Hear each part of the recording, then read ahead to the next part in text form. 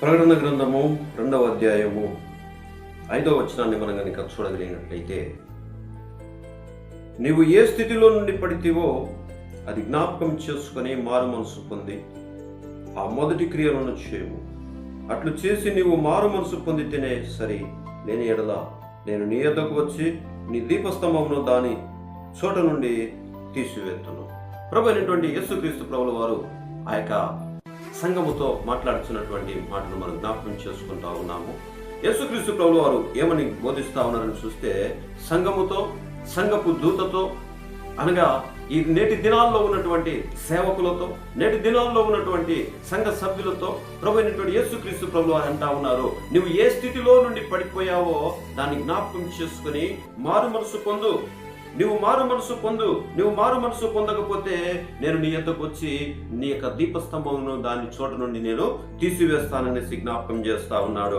నువ్వు యేసు వైపు చూసి ముందు కొనసాగే విధంగా ఉండాలి. నువ్వు యేసు వైపు చూస్తూ నీ జీవిత యాత్రలో నువ్వు ముందు కొనసాగుతూ యేసు వలె నువ్వు జీవించడానికి ప్రయత్నం చేయాలనేసి ఈ ప్రత్యేకమైనటువంటి సందర్భంలో జ్ఞాపకం చేస్తూ ఉన్నాను. ఇక్కడ మనం చూసినట్లయితే విశ్వాస వీరుల యొక్క పట్టికను చూసినప్పుడు ఎవరి 11వ అధ్యాయంలో ఈ విశ్వాస వీరులందరూ కూడా యేసు వైపు చూచుచు వారి యొక్క శ్రమలలో వారు ఎక్కడ కూడా ఆ యొక్క శ్రమ కొలిమిలో వారు కాలుతున్నప్పటికీ దాన్ని ఆనందంగా వారు అనుభవించారు. ఆ శ్రమ కొలిమిలో వారు కాలుతున్న కొలది వారు ఇదే మాకు ఆ యొక్క ప్రభుతో ఉన్నటువంటి ఆనందం అని వారు ఆనందించారు తప్ప, ఇదేమి శ్రమ, ప్రభుతో ఉంటే శ్రమలా, ప్రభుతో ఉంటే శోధనలా, ప్రభుతో ఉంటే కష్టమా అనేసి వారు ఎప్పుడు కూడా నిరుత్సాహం చెందలేదు. వారికి శ్రమ కలిగిన కొలది వారు విస్తరించారే తప్ప వారి యొక్క విశ్వాసం ఎక్కడ చెదిరిపోయినట్టు మనము లేఖనాల్లో చూడము.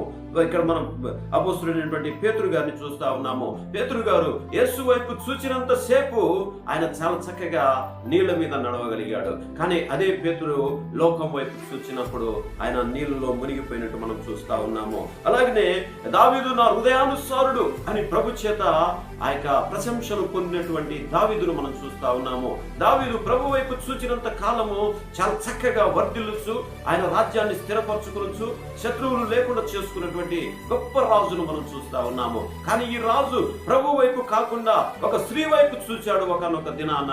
అప్పుడు ఆయన ఆత్మీయతలో నుండి పడిపోయినట్టు మనం చూస్తూ ఉన్నాము. ప్రియమైనటువంటి దైవ జనాంగమా, నువ్వు ఎవరి వైపు చూస్తా ఉన్నావు? ప్రభు వైపు కాకుండా వేరే వైపు ఏమైనా చూస్తున్నావేమో. ఒకవేళ నువ్వు వేరే వైపు చూడగలిగినట్లయితే నువ్వు పడిపోయేటువంటి ఆ యొక్క అవకాశం ఎంతైనా ఉన్నది. అలాగనే ఇక్కడ మనం చూసినట్లయితే నువ్వు ఎవరి వైపు చూస్తా ఉన్నావు? ధనం వైపు చూస్తా ఉన్నావా? లేకుంటే అందం వైపు చూస్తా ఉన్నావా? ధనము మనలను మోసపరుస్తుంది, ఈ లోకపు ధనము. అలాగనే అందము కూడా, ఆ అందము వ్యర్థము, సౌందర్యము వ్యర్థము, అలాగనే అందము మోసకరమైనదని చెప్పేసి సామెతల గ్రంథకర్త మనకు జ్ఞాపకం చేస్తా ఉన్నాడు. అలాగే నువ్వు ఈ యొక్క లేఖనాలను చూసినట్లయితే నువ్వు ఏ స్థితిలో నుండి పడిపోయావో, నీవు ధనం వైపు పడిపోయావో, అందం వైపు పడిపోయావో, లేకుంటే ఈ లోక సంబంధమైనటువంటి వ్యామోహాల్లో దేంట్లో నీవు చిక్కుకున్నావో ఒకసారి జ్ఞాపకం చేసుకోవాలి అనేసి జ్ఞాపకం చేస్తా ఉన్నాను. ఇక్కడ మనం చూసినట్లయితే చాలా మంది రకరకాలైనటువంటి విధానాల్లో పడిపోయినటువంటి వ్యక్తులను మనం చూస్తా ఉన్నాము. నోహావు ఆ యొక్క మధ్యాహ్నంలో పడిపోయి వస్త్రహీనుడై ఉన్నట్టు మనం లేఖనాల్లో చూస్తా ఉన్నాము. నోహావు తను ఎప్పుడైతే ఆ యొక్క మధ్యవశుడైపోయాడో అప్పుడు తనకున్నటువంటి వస్త్రాలను కోల్పోయాడు, వస్త్రహీనుడై ఉన్నట్టు మనం లేఖనాల్లో చూస్తా ఉన్నాము. అలాగే లోతును మనం చూసినట్లయితే లోతు కుమార్తెలు కూడా లోతుకు మద్యాన్ని తాగించి చేరానటువంటి పనులు చేసినట్టు మనము ఈ యొక్క లేఖనాల్లో చూడగలుగుతా ఉన్నాము. అయితే ఇక ఇంకొక విషయాన్ని మనం చూడగలిగినట్లయితే ఏలీ యొక్క కుమారులు ఏం చేస్తా ఉన్నారట? ఆ యొక్క వ్యభిచారం అనేటువంటి పాపంలో పడిపోయి ఆ యొక్క వారు యాజకత్వాన్ని కోల్పోయినట్టు మనం చూస్తా ఉన్నాము. ఏలీ యొక్క కుమారులు ఎప్పుడైతే పాపం చేశారో వారు యాజకత్వాన్ని కోల్పోయారు. అలాగే సమూయేలు కుమారులు ఎప్పుడైతే లంచం తీసుకోవడము ప్రారంభించారో అప్పుడు నాయకత్వాన్ని వారు కోల్పోయారు. మరి నువ్వు ఏం చేస్తున్నావు? నువ్వు ఎలా ఉన్నావు?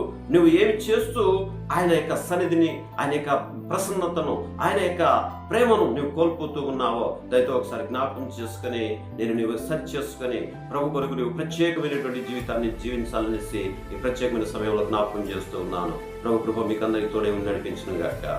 ఆమేన్.